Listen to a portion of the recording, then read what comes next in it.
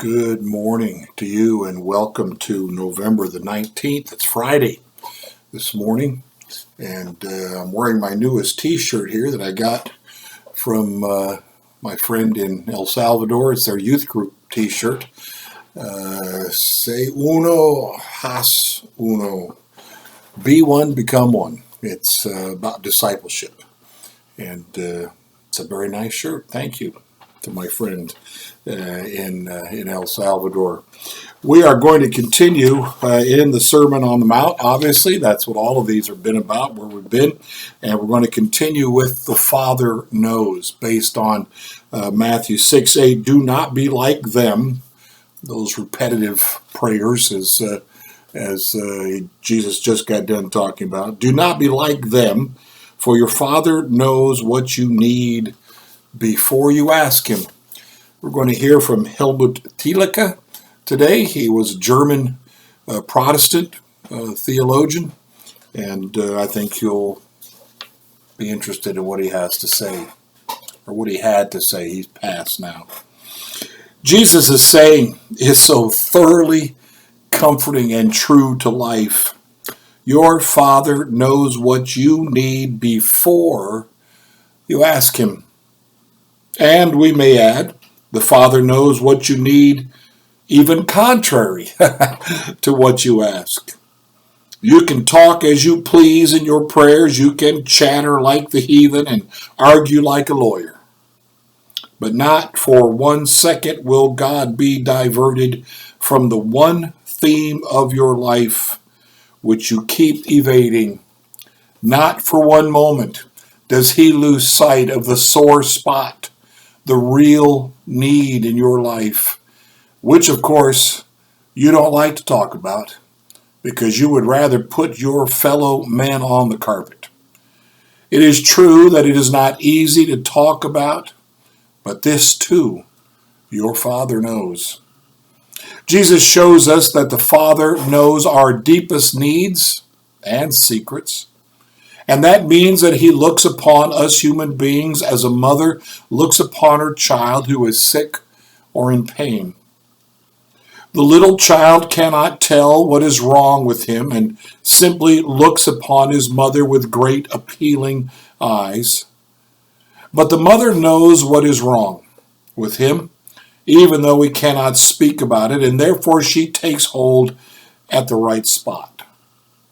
As a father, as a mother pities her children, so the Lord pities those who fear him and cry out to him in trouble, even though it may often be the wrong trouble they are crying about. Here we can only cry out, thank God that our prayer does not depend on our expressing the correct desires, that it does not depend on our making a correct diagnosis, quote unquote, of our needs and troubles, and then presenting God with a properly phrased and a clearly outlined prayer proposition. Thank God that this is not so and that it doesn't need to be so, but that he knows us before we pray. That the Father is always there with his goodness before we come with our many words or with our great silences. So these words of Jesus, your Father knows what you need before you ask him, contain a twofold comfort. First, God is always there before we pray. The purpose of our praying and asking is not that we must scrupulously look after our own interests and be careful lawyers in presenting our own cause, in order that God may not forget this or that concern which means so much to us.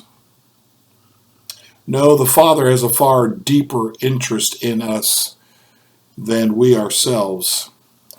We are his children. After all, we are Jesus's brothers. Therefore, he knows all about it, and he can still make something out of our stupid, idiotic prayers. Second, when God seems not to hear our prayers, This is not because he is indifferent to us or hard of hearing or even a hostile power. No, when the reason is, no, then the reason is that he knows our trouble and everything we need far more deeply than we ourselves. That he knows this as a father knows it.